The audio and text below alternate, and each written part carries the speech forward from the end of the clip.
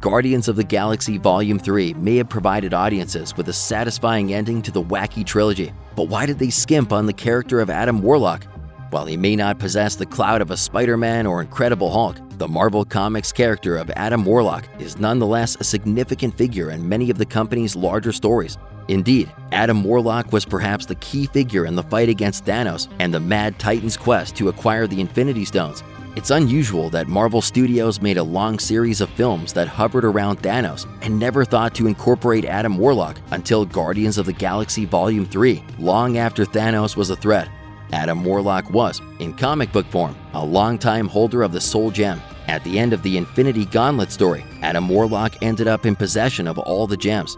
It would be Warlock's use of the gems that would inspire additional all-Marvel crossover events like the Infinity War, the Infinity Crusade, and several others. Frustratingly, now that Adam Warlock has been brought into the Marvel Cinematic Universe in Chapter 32, he remains largely sidelined. He wasn't the central villain of Guardians of the Galaxy Volume 3, nor even the henchman of the central villain.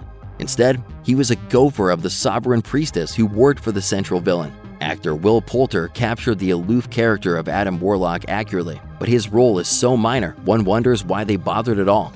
There are moments in the MCU when the characters take a moment to stop being flip and quippy and people look into the heavens and scrape against the infinite. But because of the comedic tone of the MCU, most characters tend to look at the problems in front of them in a dismissive fashion.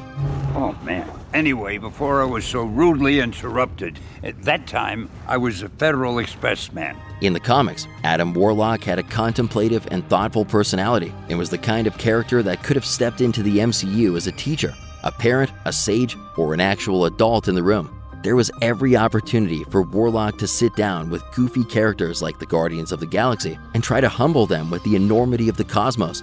Comedy would ensue, naturally, when the Guardians were inevitably unable to understand. Okay.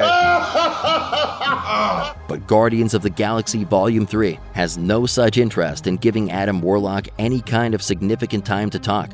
Instead, director James Gunn made him into an indestructible fight machine. He is appropriately aloof and has affected an air of superiority, but it was more because he was only born a few months previous and doesn't quite understand most social cues. Adam Warlock's role in Guardians of the Galaxy Volume 3 is almost not necessary.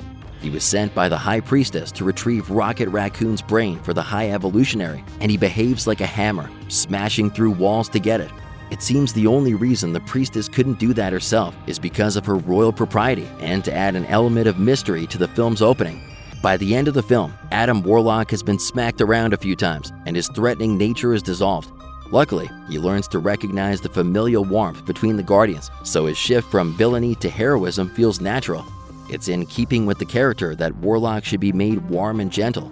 He's not a typical action badass. The issue is that he is a deep-thinking character who wasn't allowed to think deeply, and that his appearance could have warranted a lot more talk and discussion. Indeed, the entire plot with the Sovereign Priestess and Adam Warlock could easily have been cut from Volume 3 without much changing the basic beats. The High Evolutionary wants Rocket Raccoon and some of his own agents on the case. That the High Priestess also wanted to deliver Rocket to the High Evolutionary didn't add much to the film. It's upsetting to think that Adam Warlock was finally dusted off for a live-action appearance, and he wasn't more gracefully incorporated into the movie.